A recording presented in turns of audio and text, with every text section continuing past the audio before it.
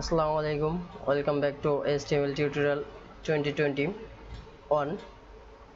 আমরা গত টিউটোরিয়ালে দেখেছিলাম যে এখানে শুধু ট্যাব বারে যে কিভাবে নামটা চেঞ্জ করে বা টাইটেলটা কিভাবে কাজ করে।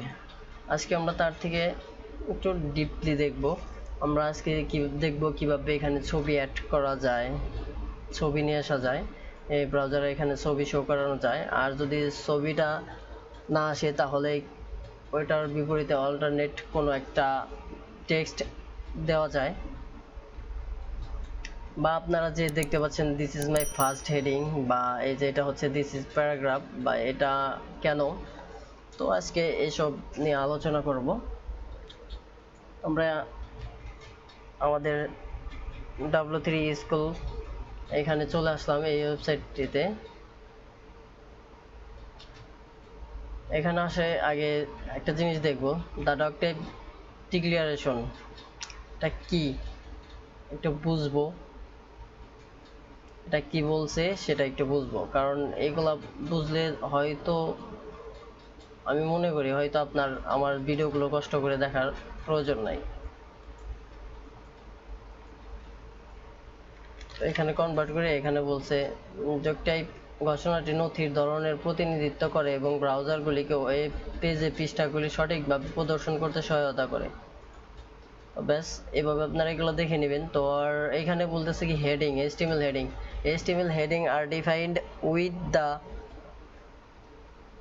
মানে এখানে H1 থেকে শুরু করে H6 পর্যন্ত যে ট্যাগ আছে সবগুলা হেডিং ট্যাগ হিসাবে ব্যবহার করা হয়। আর এটা H1টা সব থেকে বড়, H2টা সব থেকে, সরি H2, তারপরে H3, এইভাবে।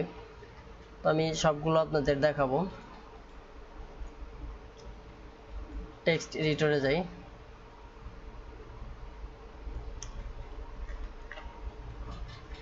এটা এগেন কপি করে আমি আপনাদের 6টাই দেখাবো।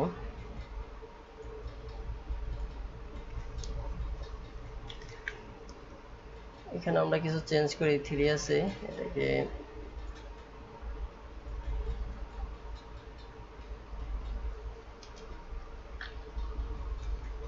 H4 করব।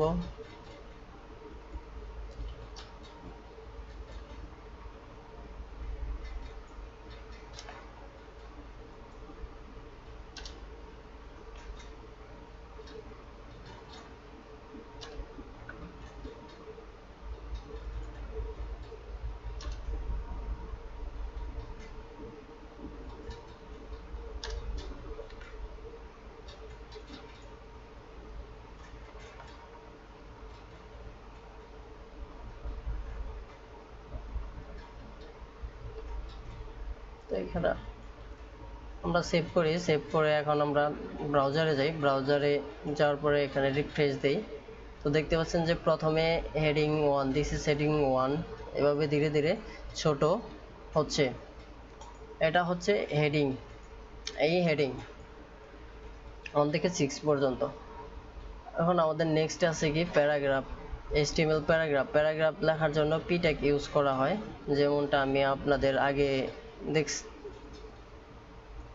আগের যে লেখাটা ছিল সেখানে দেখতে পাচ্ছিলেন। তো এটা কাটার পর আমরা এখানে সেভ করি, সেভ করার পর ব্রাউজারে যাই, রিফ্রেশ করি। দেখতে পাচ্ছেন দিস ইজ প্যারাগ্রাফ। আপনি যে কোনো টেক্সট, ধরেন যে কোনো বড় একটা টেক্সট এখানে আপনি চাইলে ঢুকিয়ে দিতে পারেন। দেওয়ার পর এখানে দিয়ে দিতে পারেন, এখানে সেভ দিবেন। সেভ দেওয়ার পরে সরি এখানে সেভে ক্লিক করবেন। সেভে ক্লিক করার পর ব্রাউজার রিফ্রেশ করবেন। দেখতে পাচ্ছেন এই সবগুলো এক লাইন আসলো। আপনার তো দরকার বা কিছু ব্রেক, তো চাইলে আপনি এখানে যে বিআর, আমরা আগের টিউটোরিয়ালে দেখেছিলাম যে বিআর ইউজ করা, বিআর নামে একটা ট্যাগ আছে। তো আমরা এখানে বিআরটা ইউজ করি। আমরা যদি এখানে একটা লাইন নিতে চাই, এখানে আমরা সিম্পলি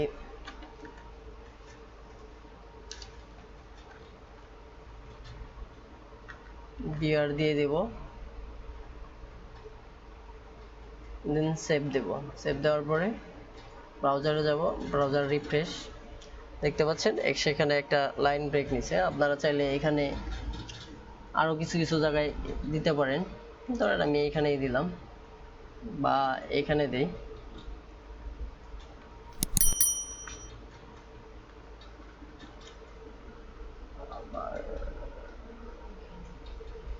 এখানে একটা বিয়ার ইউজ করি,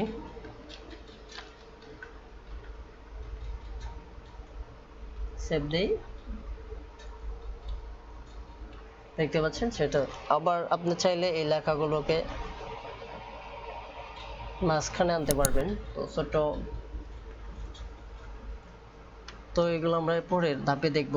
আমরা জাস্ট এই ওয়েবসাইটটাকে ফলো করব, এই ওয়েবসাইটে কি কি দেখাচ্ছে। তারপরে এখানে ওই ওয়েবসাইটে দেখাচ্ছে যে HTML লিঙ্ক, HTML লিঙ্কটা কি, লিঙ্কটা কিভাবে দেওয়া হয়, আর লিঙ্কটার ট্যাগ হচ্ছে এ, আর এই ট্যাগটার ইন ট্যাগ আছে, আমরা এখানে দেখতে পাচ্ছি এই ট্যাগটারও ইন ট্যাগ আছে। কিছু কিছু ট্যাগ আছে, আমি আগের ভিডিওতে বলেছিলাম যে এটার কি থাকে না, ইন ট্যাগ থাকে না।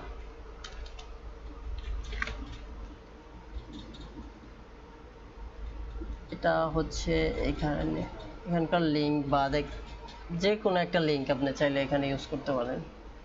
এখানে সেভ দিবেন। তো আমি শুধু আপনাদের দেখাচ্ছি যে কিভাবে লিঙ্কটা লিখতে হয়। প্রথমে দিবেন, তারপরে এই স্টেপ দিবেন, এই স্টেপ দেওয়ার পরে আপনার লিঙ্কটা দিবেন ডাবল কোটেশনের ভিতরে। তারপরে আপনি এখানে এটা আপনি যে কোনো একটা কিছু লিখতে পারেন। আমরা আগে ব্রাউজারটা রিফ্রেশ করে দেখে নেই। দেখতে পাচ্ছেন এখানে দেখাচ্ছে যে দিস ইজ এ লিঙ্ক। আমরা যদি এখন এই লিঙ্কে ক্লিক করি তাহলে আমাদের HTML এর পেজে নিয়ে যাবে অটোমেটিক। দেখতে পাচ্ছেন এই পেজের লিঙ্ক, তো আমাদের সরাসরি এই পেজে নিয়ে আসলো। লিঙ্কটা এইভাবে, আর আর লিঙ্ক নিয়ে আমরা আরো বিস্তারিত জানবো নেক্সট ভিডিওগুলোতে। জাস্ট আপাতত আপনারা এটা ধারণা নিয়ে রাখেন যে লিঙ্কটা এইভাবে কাজ করে। তারপরে এখানে আছে যে HTML ইমেজের জন্য ট্যাগটা হচ্ছে কি, আপনারা এটা মুখস্থ করে নেবেন, এটা মনে রাখতে হবে। ইমেজের জন্য ইমেজ ট্যাগ ইমেজ, আর তারপরে এখানে সোর্স হিসাবে S আর C দিতে হয়। তারপরে অল্টারনেটিভ টেক্সটের জন্য ALT, আমি সবগুলো দেখিয়ে দেবো। তারপরে ওয়েট অ্যান্ড হাইট, আমরা এটা কপি করি, সিম্পলি আমি কপি করতেছি কারণ সময় বাঁচানোর জন্য।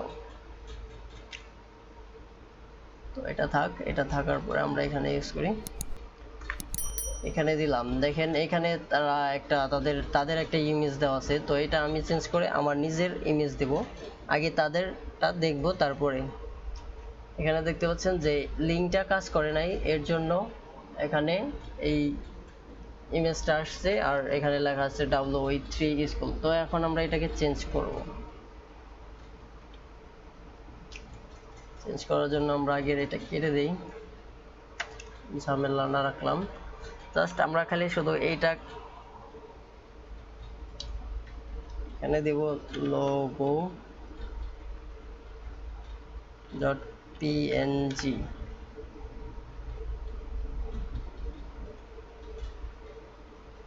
ভিউয়ার্স আমি আপনাদের দেখাই, আমি এই লোগোটা এখানে নিব। এখন এই লোগোটা যে আমার নতুন ইউটিউব চ্যানেলের লোগো, সেটা নিব।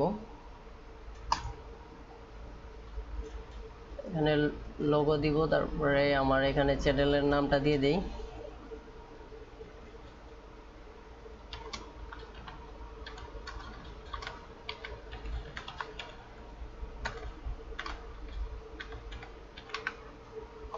দেওয়ার পরে এখানে সেভ দেই। সেভ দেওয়ার পরে ব্রাউজারটা রিফ্রেশ দেব। দেখতে পাচ্ছেন যে লোগোটা আসছে, লোগোটা কিছু একটা লম্বাটে, তো আমরা এটা ফিক্সড করব একটু পরে।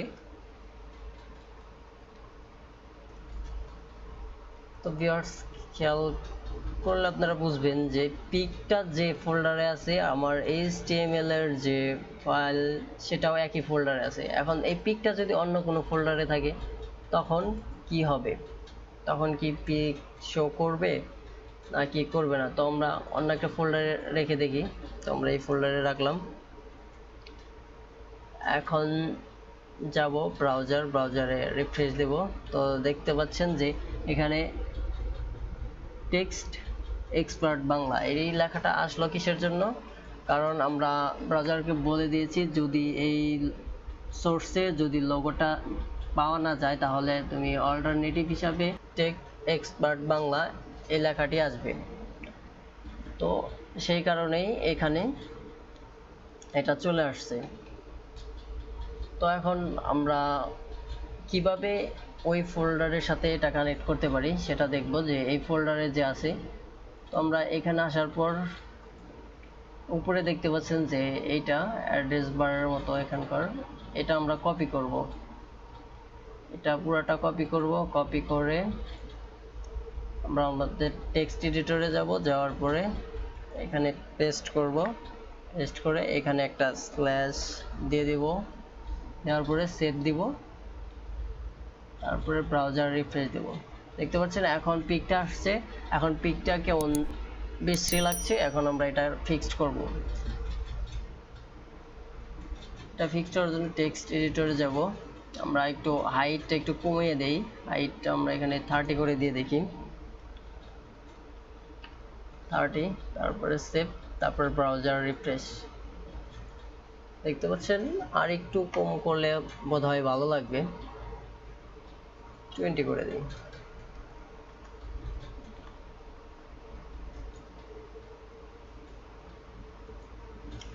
এখন মোটামুটি একটা সুন্দর হচ্ছে, আর একটু কম করে দিলে ভালো হবে। তো আমি এতটা দেখাচ্ছি না, আমি শুধু আপনাদের প্রসেসটা দেখিয়ে যাচ্ছি।